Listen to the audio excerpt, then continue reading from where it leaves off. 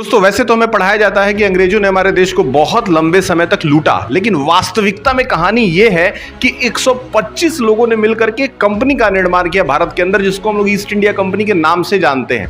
मात्र $72,000 में यह कंपनी स्टार्ट की गई थी और बाद में 2005 में जाकर के भारत के ही एक एंटरप्रेन्योर, जिनको हम लोग संजीव मेहता के नाम से जानते हैं, उन्होंने भारत का बदला लिया और इस कंपनी को, जिसको हम ईस्ट इंडिया कंपनी के नाम से जानते हैं, उसको परचेज किया, खरीद लिया।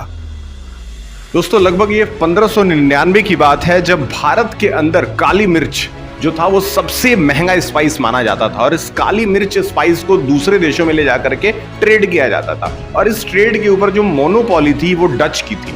लेकिन डच ने क्या किया, अचानक से अपने टैक्सेस इंक्रीज कर दिए। उस समय जो करेंसी हुआ करती थी उसको शिलिंग्स के नाम से जानते थे, तो 5 शिलिंग्स जो है वो पर किलोग्राम पे इन लोगों ने बढ़ा दिया। और उसके बाद ये न्यूज़ जब अंग्रेजों के पास पहुंचता है तो उनको ट्रेड में जो टैक्सेस होते हैं उनको पे करने में काफ़ी परेशानी होती है और इसके बाद ही वो डिसाइड करते हैं कि उनको एक कंपनी ऐसी बनानी होगी जो कि बिजनेस कर सके इंडिया में जाकर के और वहाँ से स्पाइसेस को इंग्लैंड तक ला सके। इसके लिए परमिशन की ज़रूरत थी और परमिशन मांगने के लिए वो पहुंचते हैं क्वीन एलिजाबेथ के पास। क्वीन एलिजाबेथ एक चार्टर साइन करके उनको देती है। बेसिकली ये चार्टर क्या होता है मैं आपको बता दूं, तो चार्टर एक परमिशन है, एक अप्रूवल है जो कि गवर्नमेंट देती है किसको, किसी कंपनी को, कि हाँ आप फ्री ट्रेड जा करके कर सकते हो। और उसके बाद भारत में आने के बाद 75,000 पाउंड से इस कंपनी की शुरुआत की जाती है।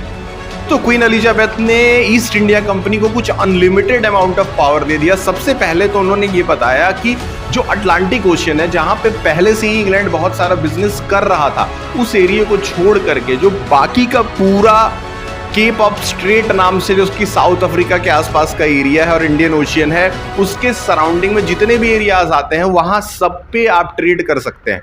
दूसरी चीज, अनलिमिटेड पावर्स की मैं बात कर रहा था, तो मैं आपको बताना चाहता हूं कि क्वीन एलिजाबेथ ने कुछ अनलिमिटेड पावर्स दिए ईस्ट इंडिया कंपनी को, जैसे प्रिंट करेंसी, वो अपनी खुद की करेंसी छाप सकती थी। नंबर 2, मेकिंग ओन लॉ, अपने खुद के नियम बना सकती थी। दूसरा, फॉरेन पॉलिसी, उनकी खुद की फॉरेन पॉलिसी हो सकती थी। चौथा, रनिंग कोर्ट, अपना कोर्ट चला करके जो गुनहगार है उसको पनिशमेंट भी दे सकती थी।